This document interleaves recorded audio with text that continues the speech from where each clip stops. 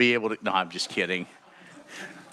They're going to go back in at 4, and they do good work. And so they've got to get their budgets out. Of course, Senate works a little bit different in the House, and so they're going to do some work at 4. So we're going to try to, we're going to hold off, and we will work the bill after we do our hearing. Okay? All right. So with that, let's get underway. Hearing on Senate Bill 89, authorizing the Animal Health Commissioner to adopt rules and regs to administer the Poultry Disease Control Act and establish an animal participation fee for participants et al. And if this bill sounds familiar, you were on the committee the last couple of years, you will say that is deja vu all over again. So with that, Mr. Hamilton.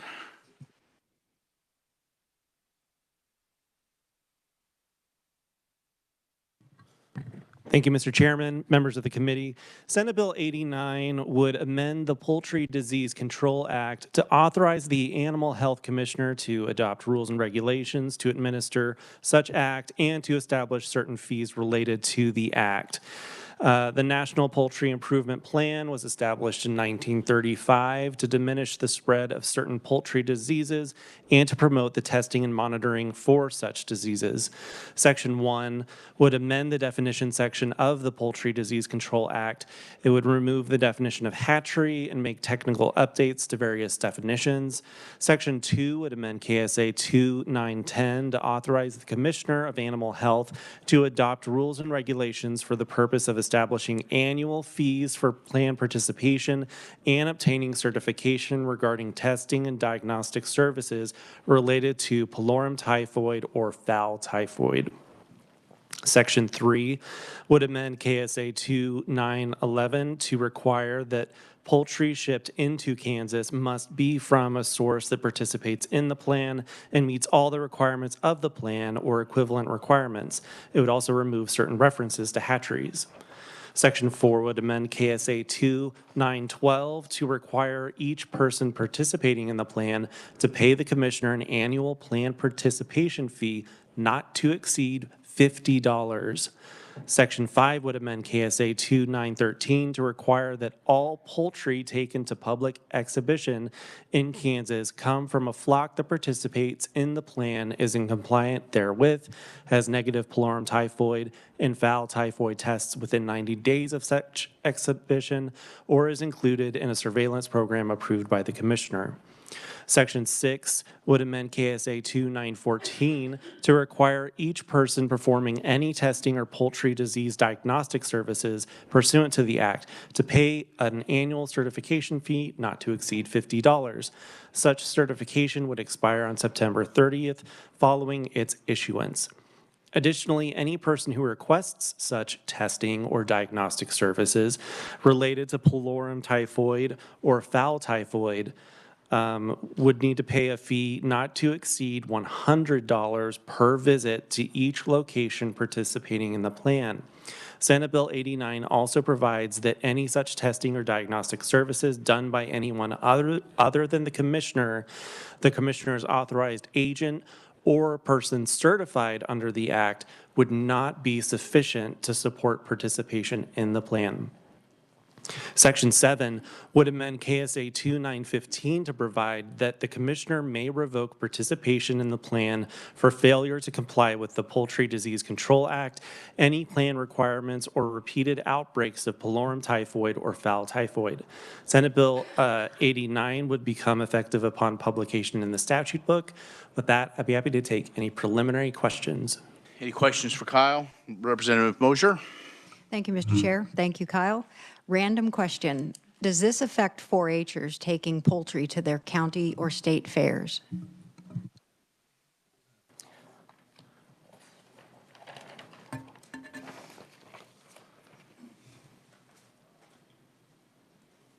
So I'll just say more generally that the Section 5 language on page 2, line 43, it applies to all poultry, including exhibition, exotic, and game birds, taken to a public exhibition in Kansas. So I take that as a yes. From what I understand, yes. Thank you. Other questions? Has there been any, there's been no change since we heard the bill last year, is that correct? I did a quick cursory comparison, and there's some changes just regarding the language for the rules and regulations for the commissioner. That language, the idea was there last year, but the specific language itself is a bit different. The fees are the same. There are a couple more mandatory sections, but they look to be largely more like technical updates, like for the definition section. I don't remember that being included in last year's version. Okay. We may ask KDA afterwards to, any other questions for, oh, Representative Blex? Thank you. Is there any provision in there to waive fees, for an example, that Representative Mosier put on? Are they going to be charged that fee? Is there a minimum? The fee is an amount not to exceed $50, so I believe that creates some amount of discretion. So I guess what you could tell me, it probably could be established by rules and regulation if they chose to do lesser. I would think so. Okay, thank you for that. Questions? Seeing none? Oh, by the way, we welcome Representative McDonald here. So, Welcome back. oh, and Representative, help me. Oropeza. We're on the other side of the state, so. And you talked so much last time, no, I'm just kidding. All right, so thank you all for being here. Okay.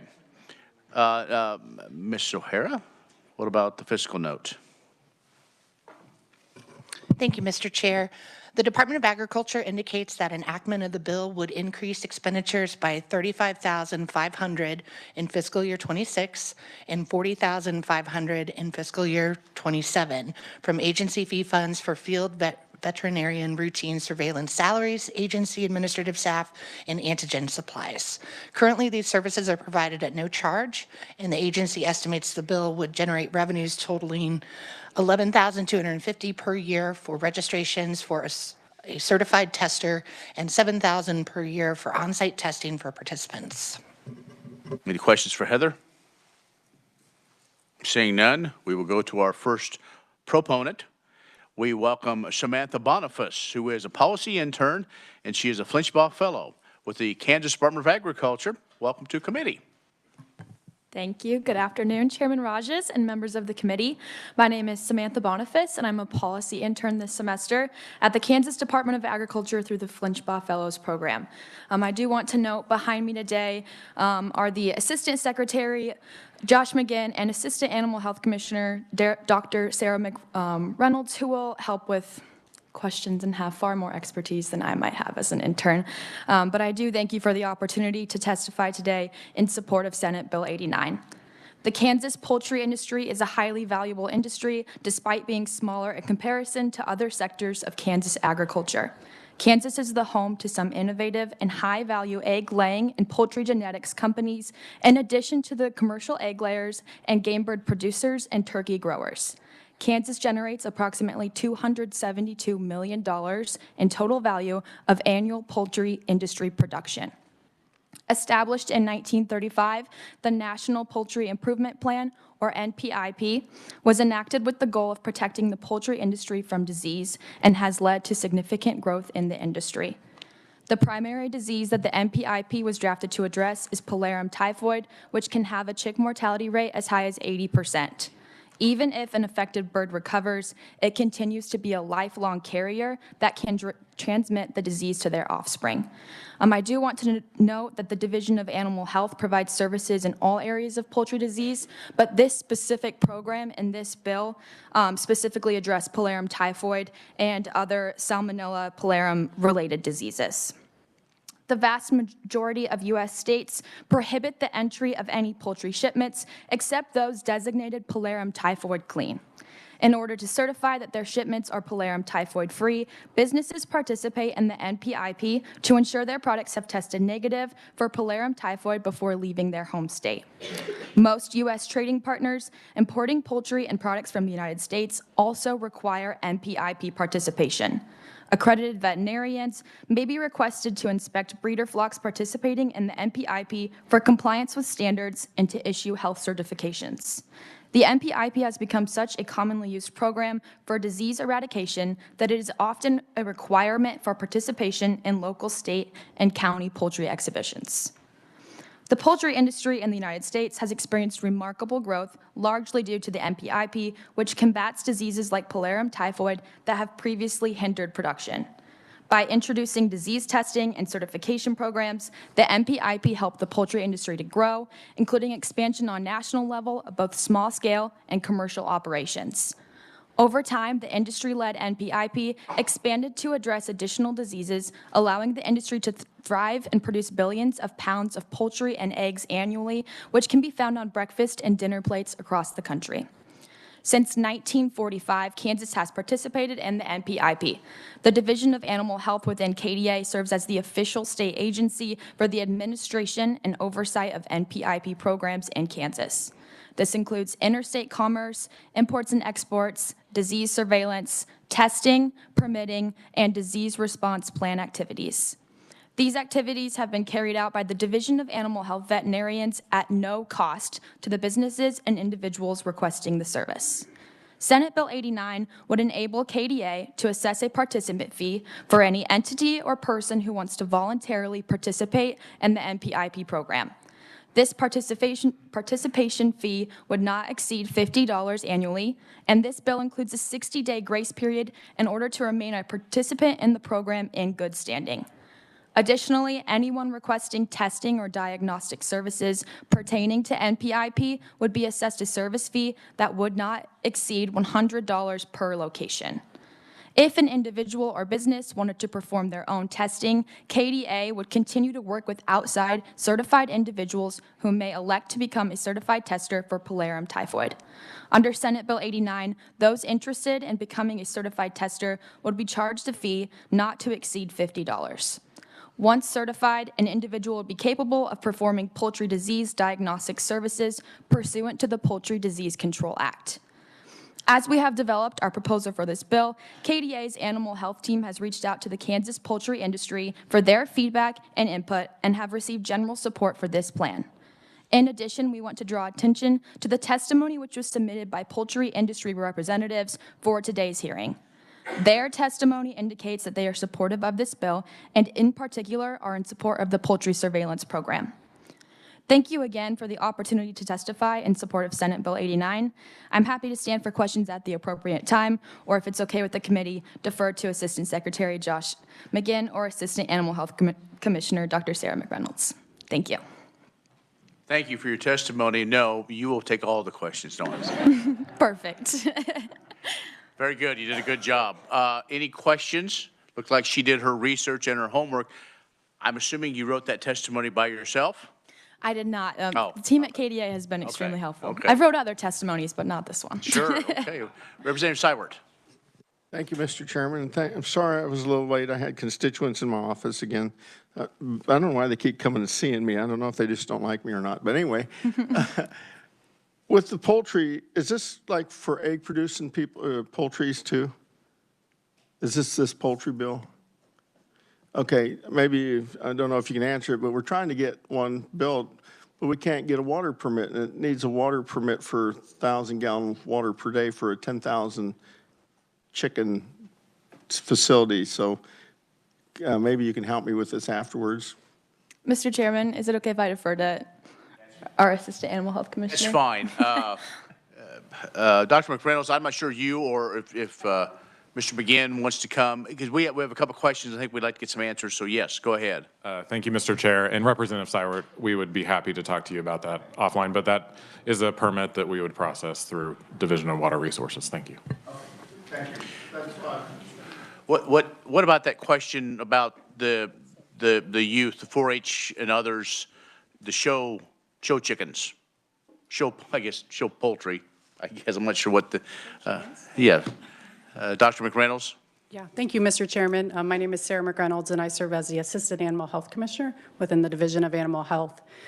So currently, all exhibition poultry are required to have a Pulmonary typhoid test before exhibition. They do not have to be a member of the NPIP program, and we are performing that at no cost. So this fee would not apply to them because that it's only for NPIP participants. Okay. Yeah, Representative Blex.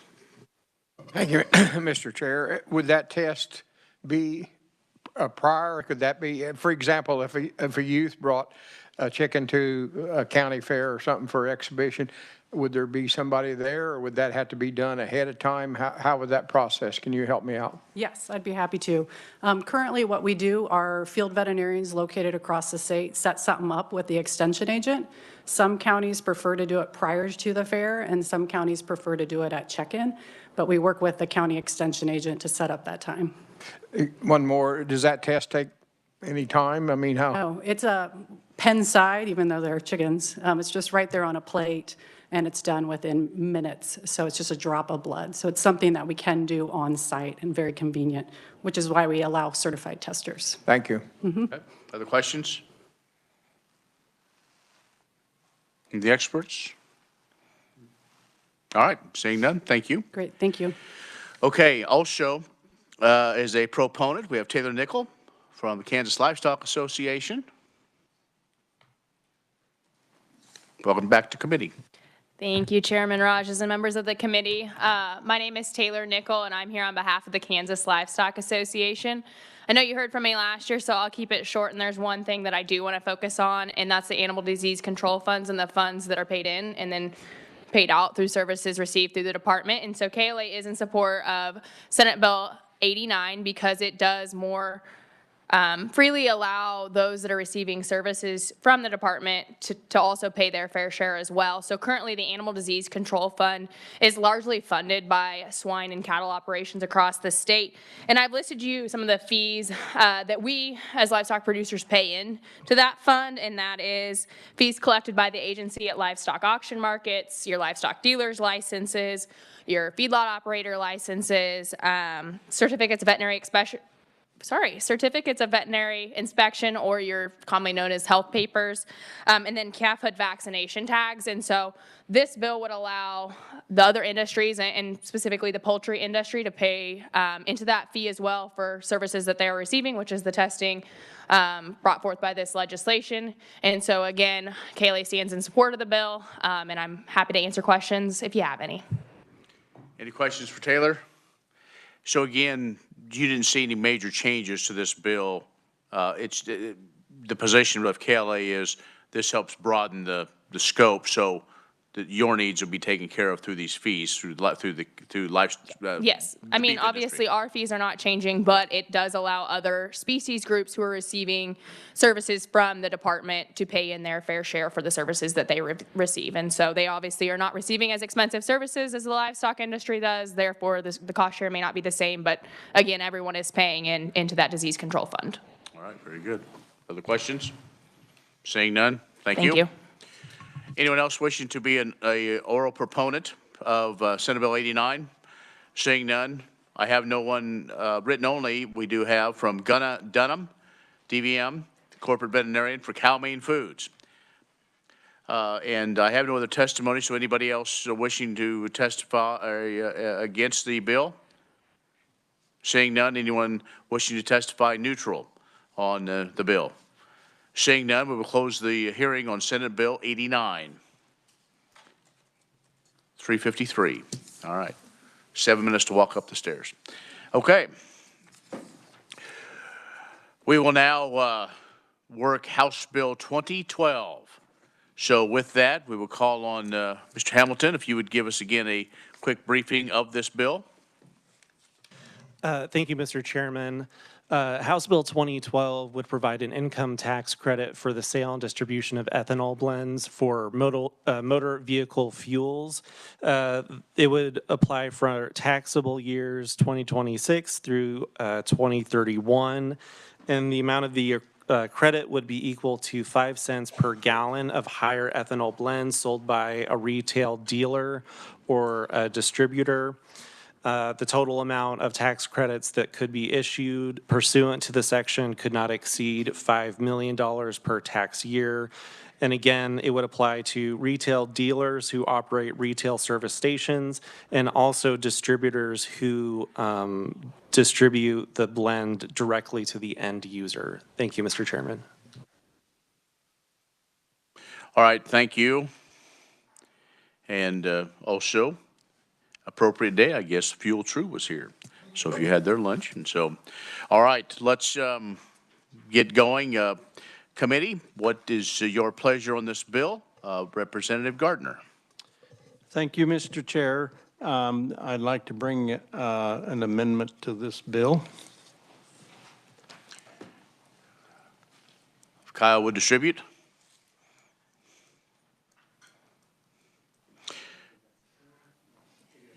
Representative, do you have a motion on this bill?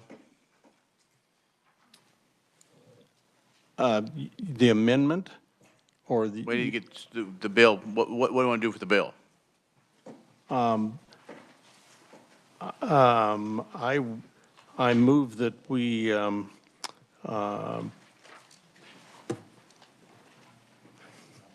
to say this correctly now. No, I know. We're not going to be done. That we put bill number 2012 on the table for consideration. All right. Today. Is there a second? Second by Mosier. All those in favor, signify by saying aye. Post same sign. Now we're back on the bill. Representative Gardner. Okay, and I have an amendment then for that Yes. bill. I believe everyone has it. Everybody have the amendment? This amendment changes some things about this bill. It changes this to a grant program instead of a tax credit program. The amounts remain the same. It would establish a grant fund that's managed by the Secretary of Agriculture. And it would apply up to 5 cents per gallon of higher blend motor fuel that contains 15% or more ethanol. And that would be given to the retailer. This is the distributor part has been taken out of this. This is just a retail bill. And so the higher blend fuels that are sold by a retailer then would be eligible for up to 5 cents per gallon grant with a $500,000 cap per retailer and a cap of $5 million, up to $5 million for the program. The program would last 5 years, and then at which time the funds, any remaining funds would be put back into the general fund budget or the state general fund, and the account closed.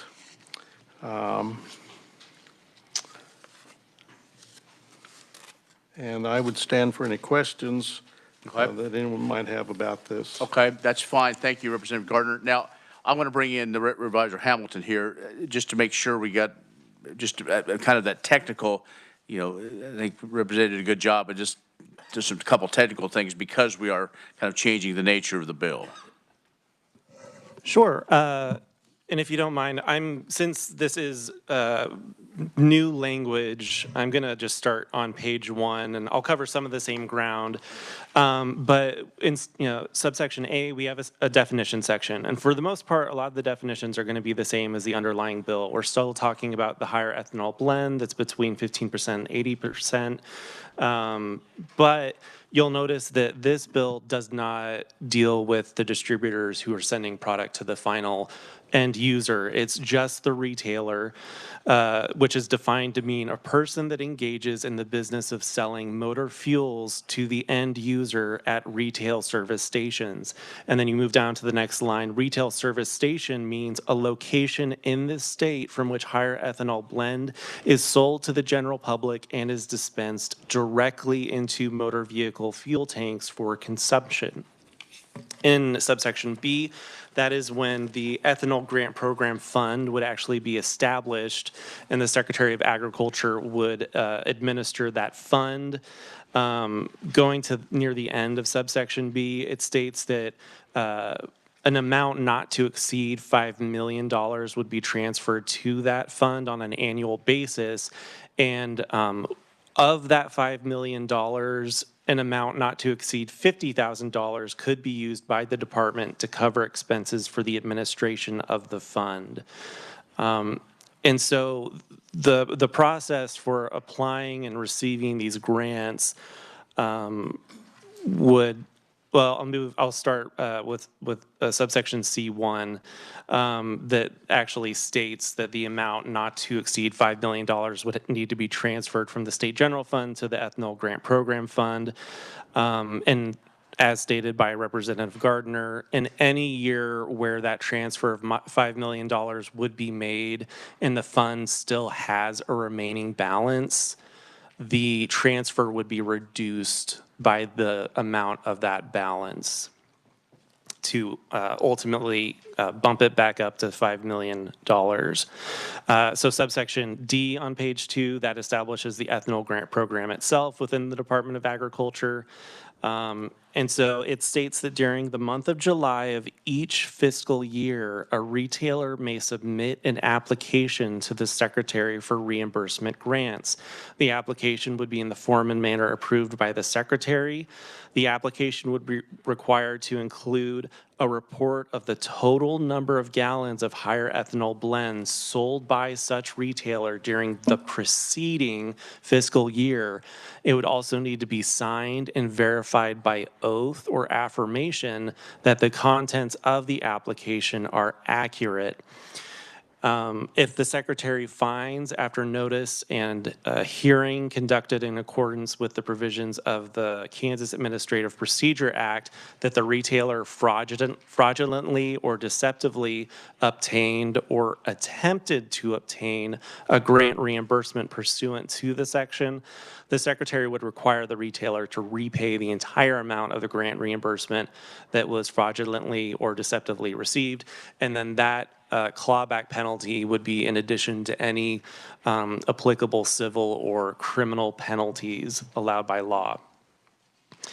So then we start getting into the actual mechanism of calculating the grant itself on page 3, paragraph 4. The way that it's drafted, interested retailers would start submitting their application and reports to the Secretary this summer in 2025, but it would be until 2026 when actual grants get dispersed, because they would have their 2025 report that they submitted. They would submit a subsequent report in 2026 to the Secretary. The Secretary would compare the report saying how much ethanol blend was sold by that retailer. And the way this is structured is that a retailer would get a lump sum grant that is based on the increase of the amount sold of higher ethanol blend between those 2 fiscal years. So it would be an amount up to 5 cents per gallon of the increased amount of ethanol blend sold between 2025 and 2026, essentially. The bill also states that no retailer would be approved in any fiscal year for a reimbursement grant that exceeds $500,000. It also states that the reimbursement grant rate established by the Secretary each fiscal year would be the same rate for all approved applicants. So again, it says that it would be up to 5 cents per gallon sold. And this will make sense with the next paragraph, where it says, during any fiscal year in which the amount of approved reimbursement grants exceeds the amount transferred to the ethanol program grant fund. So we have $6 million worth of applications. We only have $5 million in the fund. The Secretary would be required to prorate the reimbursement grant rate accordingly so that the amount dispersed does not exceed such transferred amount. So each applicant could end up getting 3 cents per gallon. but it would be equal for all of the applicants. And again, the provisions of the section would expire on September 1st, 2030, and the program and the fund would both expire on that date. Thank you, Mr. Chairman. All right, so much for a simple bill. Representative Blex. Yeah, that's a lot to wrap around. Thank you, Kyle, for that. And as I understand a grant, it looks like 10 people apply and 4 get it, but it looks like everybody is eligible. Am I hearing that correctly? From what I understand, the idea is that people who apply and are approved by the secretary would all receive grant money, even if it's in excess of the $5 million amount. It would be prorated so that they all receive lower than 5 cents per gallon. You know, that kind of bothers me. I mean, I'm assuming once they get the intent, at least in my mind, would be to sell stuff at a lower price because it's subsidized. And, you know, a station retailer selling may think they're getting 5 cents, but it may end up being 3 cents, as you stated. So how are they, I guess, to price the ethanol? I mean, that 5 cents, I mean, to me, there's no use giving them a 5 cents anything credit if they're not somehow passing that on to the public, to the consumers, for the simple reason you're pumping water, you're pumping gas, you're pumping oil. It don't make any difference. You're still operating a pump. Thank you. All right, and I appreciate that. As the chair, I guess I will have the microphone. The structure of this bill is to do higher blends of ethanol than an E10, which every station offers. Do E15 and higher. And so while I understand your concern, I think the idea is that I would assume that retailers would know that we're encouraging them to do this. You have to sell an awful lot of ethanol. That's why we put it at $2 million. There's a cap of 5, but what we're looking at is $2 million to see how this goes, to see how it's being received. That's selling it all, you know, that's a lot of gallons of ethanol. And if you remember when we had the committee hearing, that this state is one that we could build a wall and take care of our fuel needs. And so the idea is kind of a win for everyone, a win for, I look at it, a win for farmers. We have a market for our commodities, a win for those that are fans of the environment because of the clean air, which we all need as well, and plus supporting a huge industry in the state of Kansas. This is something tried different. And I think that's where the 5 years is. That's where, you know, a lot of these things of to see how this first year, Representative, how it goes. We may come back in a year and say, you know what, or 2 years, it did not do what is intended. And again, that's why we have some of those stop gaps in there, so that this isn't a carve out for 1 or 2 companies, that we encourage, you know, Main Street fuel stations as well as our corporate partners over the state. With the idea is renewable fuel, we increase, you know, those renewable fuels. So it's, so that again, in my mind, we hope that they use that then for infrastructure to get those blender pumps in order to offer those higher blends. Other questions for Representative Gardner? Representative Mosier, or whoever. Yes.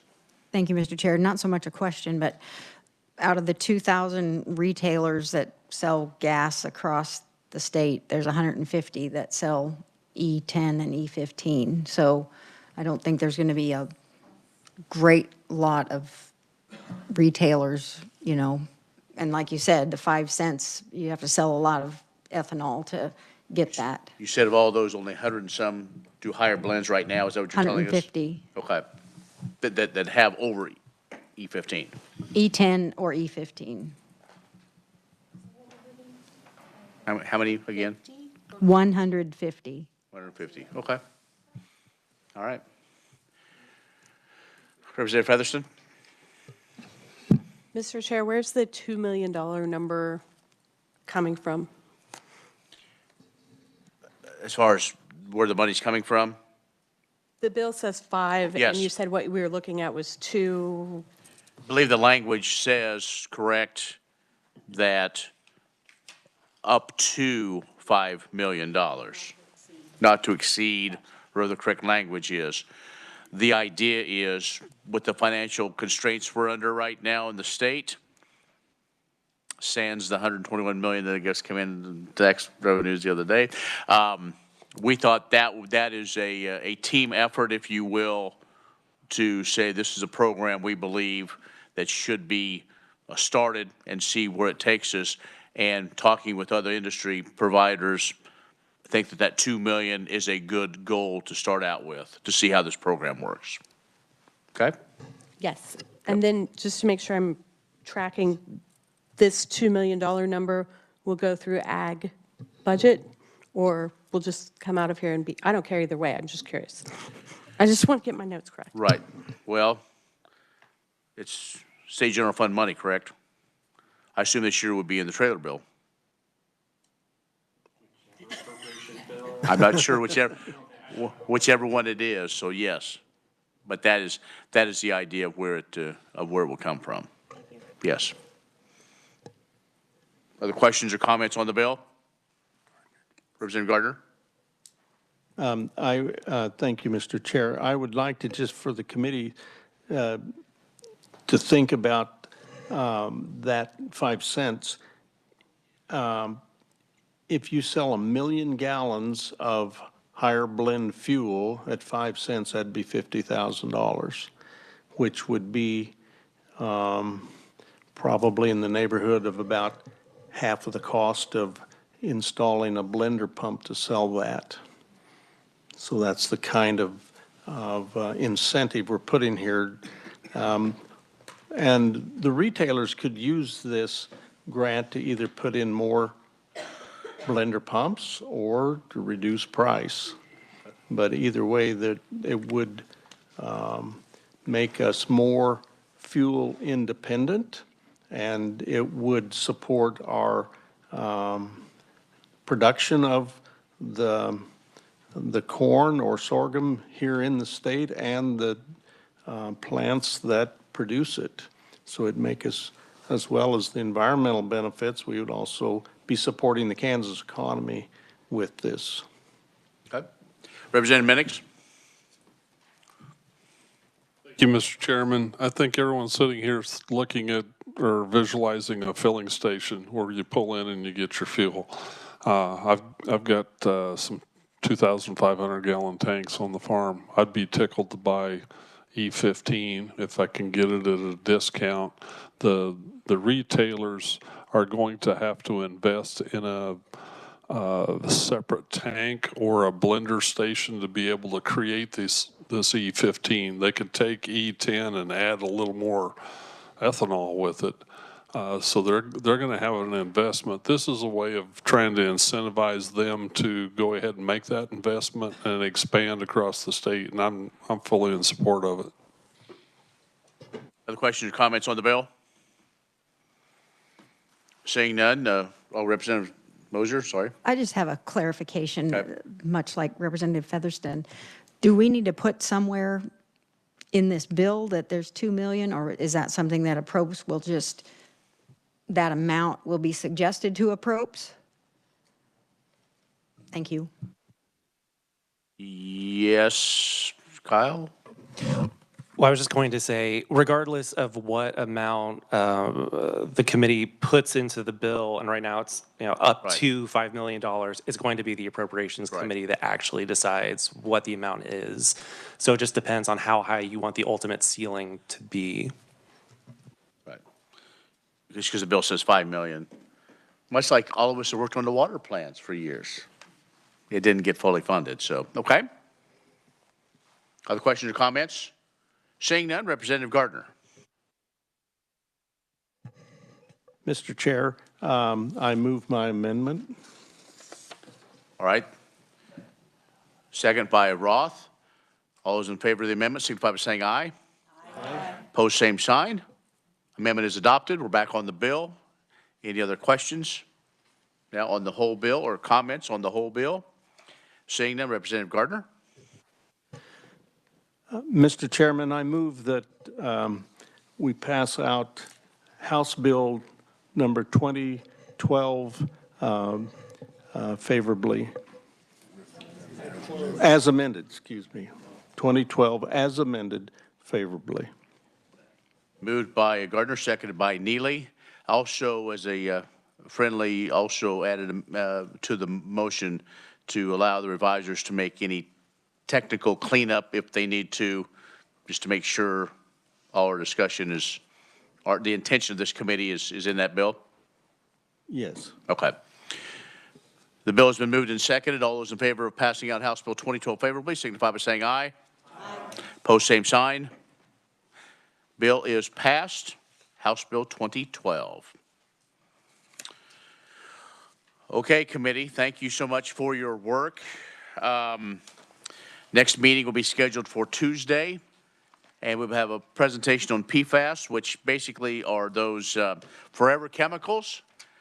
We are also planning on working the bills we heard today and Tuesday, Senate Bill 36 and Senate Bill 89, and we will probably have a hearing on another Senate bill Wednesday.